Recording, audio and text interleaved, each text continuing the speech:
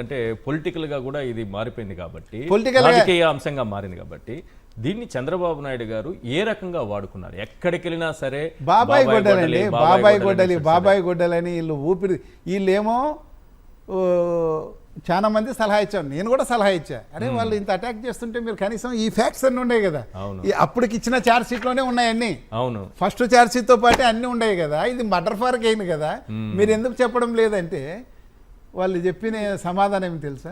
ఆ, జరిగిపోయింది.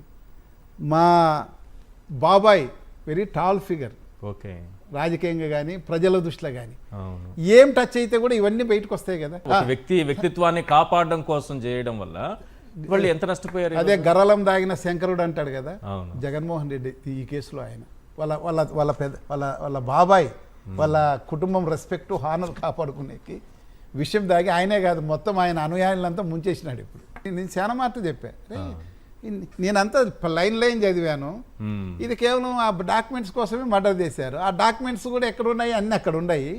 మీరు ఒక మాట చెప్పండి, మీరు ప్రెస్కు రండి అంటే ఎవరు రాలే. ఇది మా కుటుంబానికి సంబంధించిన రెస్పెక్ట్ హానర్ అని ఆయన అనుకునే, జగన్మోహన్ రెడ్డి గారు, అవినాష్ రెడ్డి గారు, వీళ్ళందరూ.